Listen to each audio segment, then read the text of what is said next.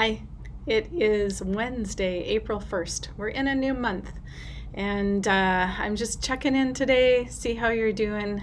I wanted to talk a little bit about how do you want to come out of this time of crisis? How do you want to look back on yourself and how you handled it, and just a reflection of who you are through this time. One of the things that struck me today was I was homeschooling my daughter. And so I've always made the choice that homeschooling is not really my thing. I know that I am not cut out for doing that kind of thing. And yesterday was a gong show for me. We butted heads. I was uptight because I needed to get this stuff done and it wasn't working. Technology was against me, time, her ability to grasp some of the math, and their math in grade 4 is way more than what I am comfortable doing. So it wasn't good. And then today, at the end of our time, she was like, well, today was a lot better than yesterday. And I was just thinking, like, I don't want her to walk out of this time thinking, oh, my mom was a really shitty homeschooling mom, and that affected my experience. And so as much as I care about how she experiences this time during the virus, I also want to care about me and how I walk through this time. And so I just wanted to talk about a couple of things that come to mind. I actually wrote a blog article about this, so you can read more about it on my website. But one of the things about this is that it's new. We haven't done this before. And so, especially the first 2 weeks here in Canada, it was very much like day after day after day, there's new information, and it was overwhelming. It was a lot to handle. And so that actually takes me to the definition of trauma. We have all experienced trauma as a result of this COVID-19 virus. And so trauma is anything that you're not prepared for, you're not expecting, your emotions are overwhelming during the time of it, and it changes how you view life, how you operate in it. And I'm assuming from all the people that I've talked to and from my own experience, that's been my reality over the last 3 weeks. It's been your reality over the last 3 weeks. And so one of the things that trauma takes away from you is choice.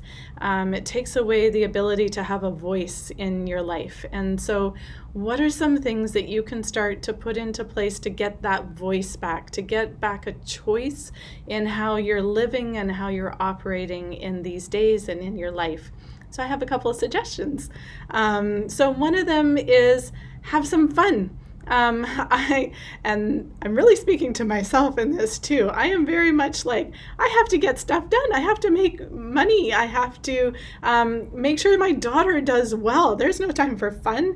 I actually had a friend text me the other day and he's like, so what are you doing for fun today? And I'm like, what's that? And so have been really purposeful about that. I don't want to walk out of this going, Lisa was just a stress ball the whole time. I want to know that I found peace, that I found calm, that I got to have a choice in how I responded to things.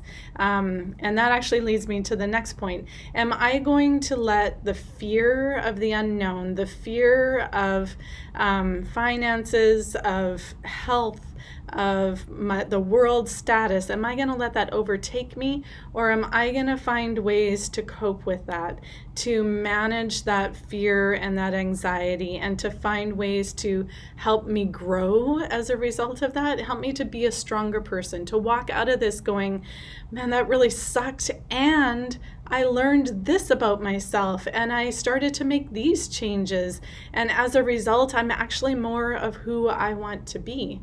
So what are some things in your life that you can start to learn from, that you can take away some of that fear and start building in confidence and strength in yourself? Do you want to look back on this time of the COVID-19 or the coronavirus and look back and go, man, I wish that I would have done that differently. I wish I would have gotten off the couch, or I wish I would have connected with this person more. Or do you want to look back and go, like I said, like, I made this effort. I took that time that I had and I grew in this way. Or I realized the things that were happening in my life before this virus even hit, and I was able to work through some of that stuff. I took the time available to me to grow, expand, and become more of who I want to be. And so that's it for today. I would love to hear from you. What are some of the ways that you are taking advantage of this time, that you are turning that overwhelm and that fear into a place of strength and growth and resilience? And email me. I reply to every email, and I hope this was helpful. Have a great day.